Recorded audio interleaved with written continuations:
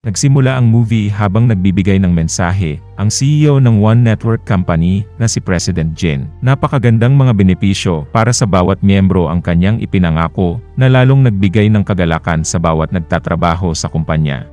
Kasama ni Jin sa pagtayo ng kumpanya si Park Jang-gun at Mother Kim na kasalukuyang mga partner niya sa negosyo.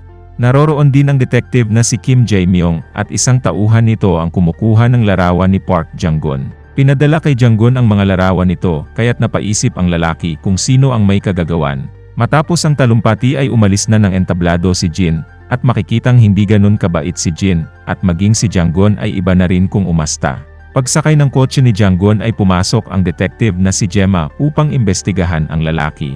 Sa kabilang dako ay tumungo si Mother Kim sa sekretong lugar ng One Network kung saan nila tinatago ang mga na-scam na pera mula sa One Network. Si Jin naman ay nakipagpulong sa Chief ng Federal Reserves upang pag-usapan ang pagbili sa bangko. Malaking pera ang binigay ni Jin upang payagan silang bumili ng bangko. Tinawagan ni Jang-gun si Mother Kim, ngunit hindi nito sinabing nasa presinto siya. Pinasok ng mga pulis ang opisina ng One Network at kinuha ang mga impormasyon na kaugnay sa pera. Sinimulan ni Kim Jae-myung ang pag-imbestiga kay Jang-gun at hinahanap nila ang data control room ng One Network. Mababawasan ang sentensya ni Jang-gun kung ibibigay sa mga pulis ang account book ni Jin, ngunit walang alam si Jang-gun kung nasaan ito. Walang magagawa si Jang-gun kundi makipagtulungan sa mga pulis, habang nalaman na ni Jin na nasa presinto ito. Bago umalis si Jang-gun ay binangga nito ang sasakyan ni Kim Jae-myung upang hindi mahalata ni Mother Kim na nagsisinungaling siya. Pinatawag ni Jin si Jang-gun at kasama si Mother Kim ay siniguro ng dalawang walang nagtatraidor sa kanila. Ngunit hindi nagpahalata si Jang-gun at nangakong magiging tapat sa isa't isa. Pag-uwi ng bahay ni Jang-gun ay napansin niyang may sumusunod sa kanya, kaya't nagmadali siyang nagbihis, at pasimpleng lumabas ng building. Tumungo sa sekretong control room si Jang-gun kung saan naghihintay sa kanya ang namamahala roon na si Yong-nam.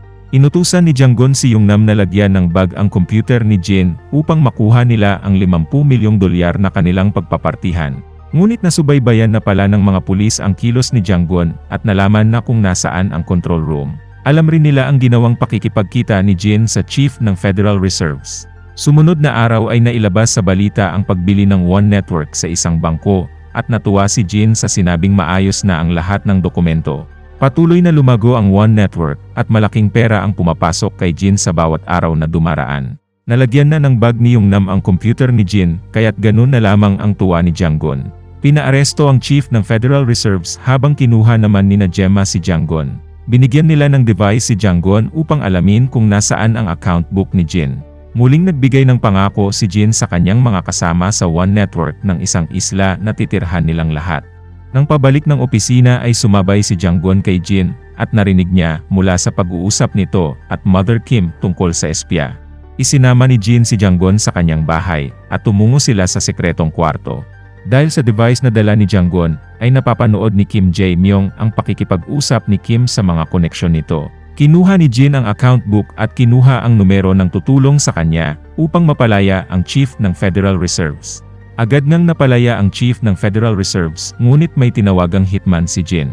Binigay ni Kim Jae-myung ang video sa kanilang chief, subalit hindi ito pumayag na maglabas ng warrant laban kay Jin dahil malakas ang kapit nito sa mga nasa posisyon. Hindi nakinig si Kim Jae-myung at nakipagkita siya kay Jang-gun upang ipakuha ang account book. Sumunod na araw ay gumulantang sa balita ang pagkamatay ng Chief of Federal Reserves at pinalabas itong suicide. Hindi nagustuhan ni Kim Jae-myung ang nangyari kaya't nais na niyang hulihin si Jin. Pumunta si Jang-gun sa bahay ni Jin at inamin nitong siya ang espya. Alam ni Jin na palabas lamang na nabangga noon ang sasakyan ni Jang-gun ngunit pinatawad siya nito. Balak na lituhin ni Jang-gun ang mga pulis na dala niya ang peking account book at lumabas ito ng bahay. Nagulat si Jin dahil tunay na account book ang nakuha ni Jang-gun, ngunit may hitman pala itong nakatago sa sasakyan ni Jang-gun. Tumabi ang sasakyan ni Jang-gun at nakita ito ni Kim Jae-myung na nanghihina na. Lumabas ang hitman at nakipaglaban ito kay Kim Jae-myung. Naitulak palayo ng hitman si Kim Jae-myung kaya't nakatakas ito dala ang account book at sasakyan ni Jang-gun. Iniutos ni Mother Kim na sirain ang lahat ng data sa opisina ng One Network habang pinasok na rin ang control room. Hindi na naabutan ni Kim Jae-myung si Jin sa bahay nito, ngunit may umataki sa pulis na nasa control room. Nahanap nila ang sasakyan ni Jang-gun at nakitang duguan ang lalaki. Lalong pinanghinaan ng loob si Kim Jae-myung dahil pinasabog ang control room at isang tauhan niya ang nasa loob pa. Samantala si Jin at Mother Kim ay nakaalis na ng Korea habang nag-aagaw buhay si Jang-gun. Inako ni Kim Jae-myung ang palpak na operasyon at pagkadisgrasya ng kanyang tauhan. Samantala si Jang-gun naman ay sinisingil ng mga gangster sa isang utang habang nagpapagaling ang tauhan ni Kim Jae-myung. Natagpuan ang ginamit na bangka ni Jin sa China habang sumasama si Jang-gun sa mga rally upang maibalik ang kanilang pera. Nakilala si Jang-gun ng mga tao kaya't dinumog siya ng mga ito. Sinisi ni Jang-gun si Kim Jae-myung sa nangyari sa kanya habang makikita sa balita na natagpuan na ang bangkay ni Jin at Mother Kim. Dahil dito ay pinakita ni Kim Jae-myung kay Jang-gun ang kanyang mga ebidensya na buhay pa si Jin at Mother Kim. Tama nga ang kanilang hinala dahil si Jin ay nasa Pilipinas at gumagawa ng mga programa upang muling makapang-scam kasama si Mother Kim. Kinausap ni Jin ang mayor ng Maynila at nais niyang gawing Eco City ang lungsod. Nag-offer sila ng $6 bilyong kasama ang pera ng gobyerno upang maumpisahan ang proyekto.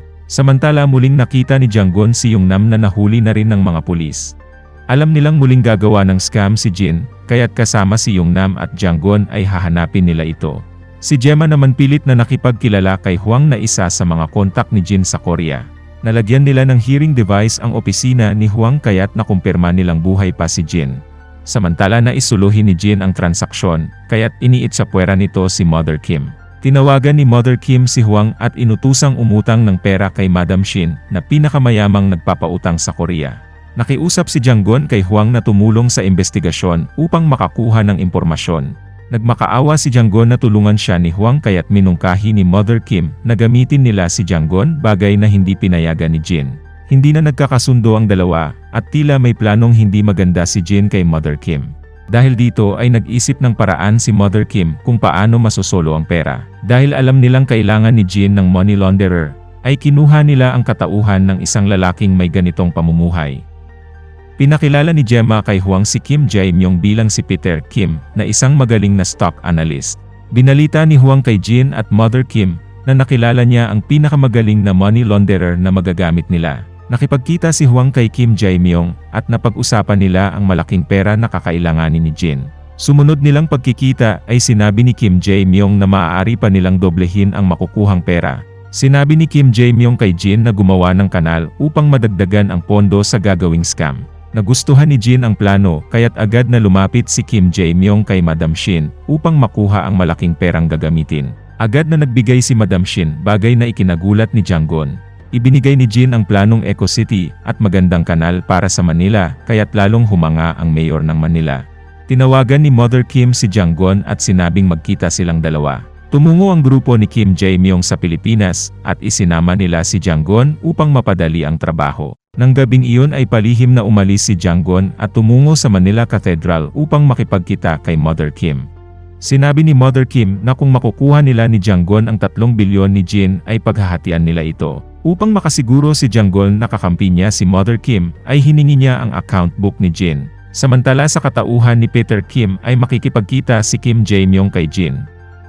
Subalit habang patungo roon ay may kumidnap kay Kim Jae-myung at tinapon ang cellphone niya. Nabahala si Jang-gun sa kung anong mangyayari habang si Gemma naman ay binisita si Hwang sa opisina nito. Dinalhan ni Gemma ng kape si Hwang upang masubaybayan ang mga galaw nito. Upang matunton ang kinaroroonan ni Kim Jae-myung ay tinawagan ni Jang-gun si Mother Kim upang sunduin siya. Binigay ni Mother Kim ang account book kay Jang-gun at patungo na sila sa hideout ni Jin. Dinala si Kim Jae-myung sa isang abandonadong lugar kung saan naghihintay si Jin. Pinalabas ni Hwang ng opisina si Gemma dahil tumatawag si Jin at ibinigay nito ang kanyang nakatagong pera. Diniposito ni Jin ang kanyang pera, ngunit nakabantay sina Yong-nam upang ma-freeze ang account ni Jin. Nang makumpirma ang transaksyon ay bumalik ng opisina si Gemma upang hulihin si Hwang. Nang makumpleto ang transaksyon ay dumating na rin sina Mother Kim at Jang-gun. Tinawagan ni Jin ang kanyang tauhan at pinatay nito si Mother Kim. Kinuha ni Jin ang mga papeles na naglalaman ng mga larawan ni Kim Jae-myung at Jang-gun kasama si Madam Shin. Pinagbantaan ni Jin ang buhay ni Jang-gun, kaya't napilitan si Kim Jae-myung na ilipat sa isa pang account ni Jin ang $6 bilyong. Lumabas sila at pinuntahan si Jang-gun upang patayin ito kasama ni Kim Jae-myung. Tinawagan ni Jin ang maglalabas sa kanya ng Pilipinas subalit naroroon na ang mga pulis.